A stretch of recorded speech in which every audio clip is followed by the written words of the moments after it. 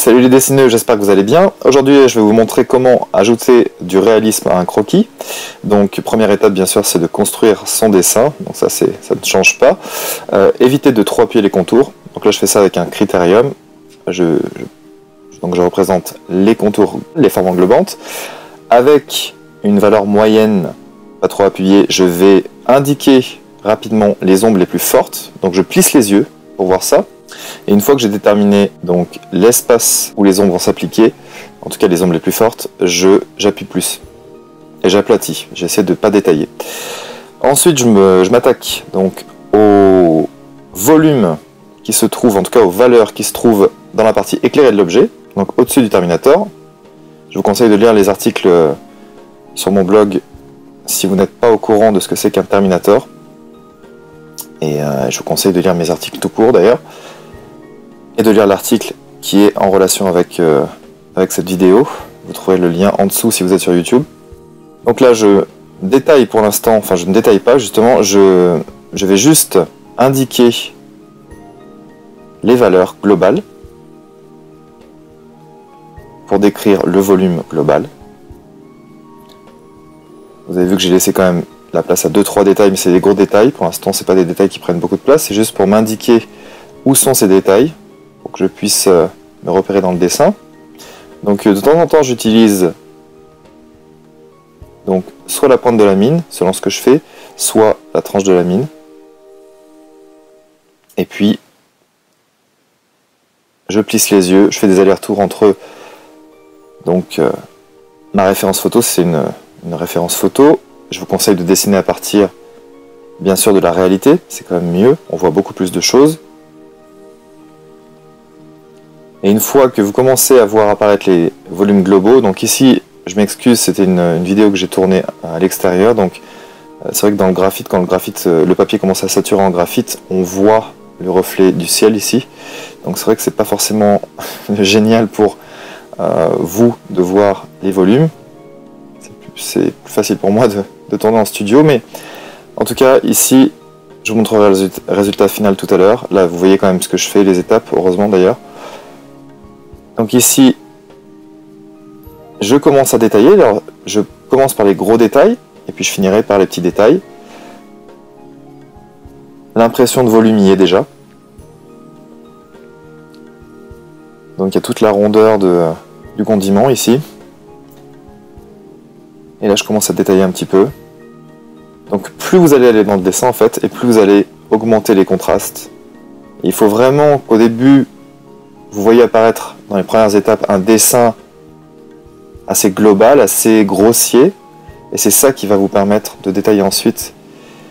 Et souvent, je vois des amateurs qui essaient absolument, coûte que coûte, de rendre une partie par une. Alors, c'est possible de dessiner comme ça, bien sûr, mais malheureusement, ça fait pas forcément travailler bien l'observation. Et puis le jour où vous avez envie de faire une illustration un petit peu plus poussée, d'imagination par exemple, eh ben vous ne pourrez pas le faire parce que c'est très difficile de dessiner comme ça. C'est mieux de construire et de faire peu à peu, d'aller vers les détails. Et si vous détaillez une partie, puis l'autre, ça va pas marcher. Essayez de faire avancer l'image dans son ensemble au fur et à mesure. Donc ici avec mon crayon blanc, j'ai commencé à indiquer des valeurs claires, des reflets.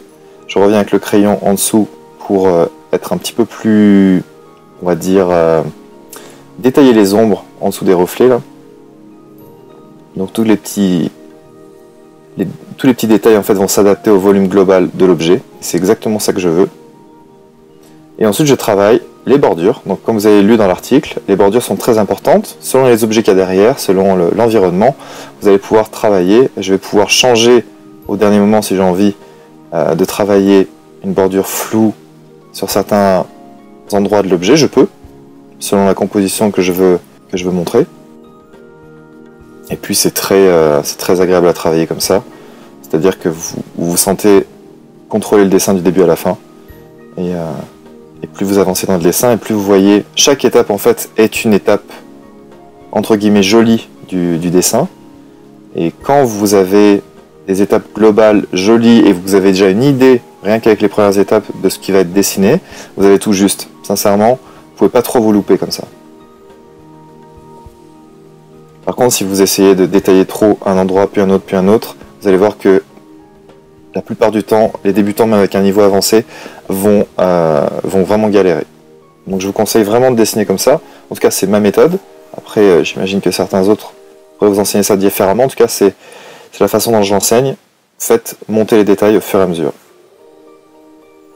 Donc j'estompe. Là, je commence à vraiment détailler. Donc là, c'est vraiment les petits détails.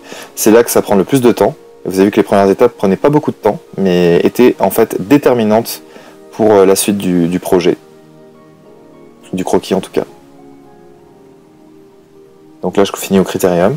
Tout à l'heure je travaillais avec un Cretacolor et Bonnie. Et le crayon blanc c'est un Carbotello. Et le petit carnet semi-teinte c'est un carnet qui se trouve au Québec et aux US. Je ne sais pas si vous allez le trouver en France, mais vous pouvez quand même trouver du Canson semi-teinte en France. Et je ne sais plus exactement ce qu'il existe en Europe comme matériel, j'avoue, ça fait un moment que je ne suis pas allé dans une boutique européenne.